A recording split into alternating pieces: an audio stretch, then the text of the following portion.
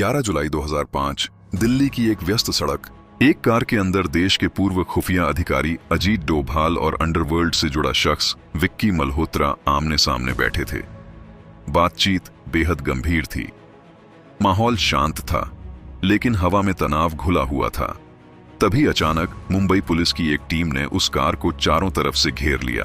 Police ने जैसे ही दरवाजा खोला, अंदर का नजारा देखकर सब सन्न रह गए। एक तरफ वांटेड अपराधी और उसके साथ देश की खुफिया दुनिया का बड़ा नाम।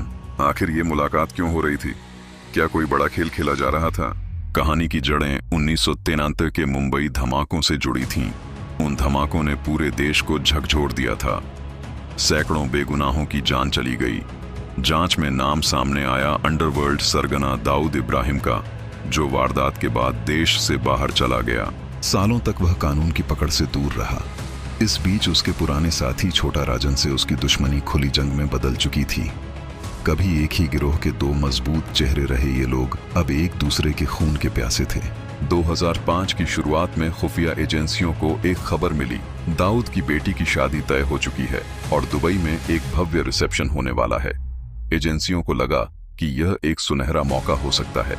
अगर दाऊद वहां आया तो शायद वर्षों की तलाश खत्म हो सकती है। बताया जाता है कि एक गुप्त योजना तैयार की गई। इस योजना का मकसद था दुबई में दाऊद को निशाना बनाना, बिना किसी आधिकारिक पहचान के, ताकि सरकार का नाम सामने न आए।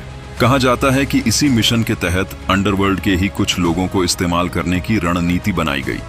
विक्की मल्होत्रा और फरीद तनाशा जैसे नाम इस गुप्त योजना का हिस्सा बने। दिल्ली के एक होटल में अंतिम तैयारियां चल रही थीं। हर कदम फूंक फूंक कर रखा जा रहा था, लेकिन किस्मत को कुछ और ही मंजूर था। उधर मुंबई पुलिस अपनी अलग जांच में जुटी थी। शहर के कारोबारियों को मिल रही फिरौती की कॉल्स का पीछा करते करते वे विक्की मल्होत्रा तक पहुंच गए। पुलिस को अंदाजा भी नहीं था कि वह किसी बड़े खेल का हिस्सा है। 11 जुलाई 2005 को जैसे ही मल्होत्रा होटल से निकला, पुलिस ने उसे ट्रैक किया और पंचशील मार्ग पर घेर लिया। गिरफ्तारी की कार्रवाई शुरू हुई और तभी सामने आया वह चौंकाने वाला सच।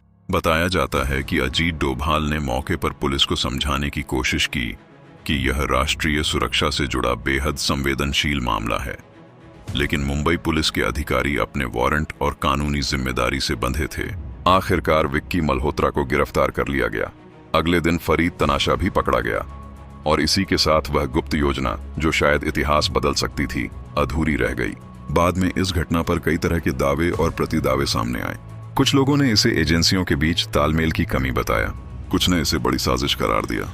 वहीं पुलिस अधिकारियों ने कहा कि उन्होंने सिर्फ अपनी कानूनी ड्यूटी निभाई। सच क्या था, यह आज भी पूरी तरह साफ नहीं हो पाया है।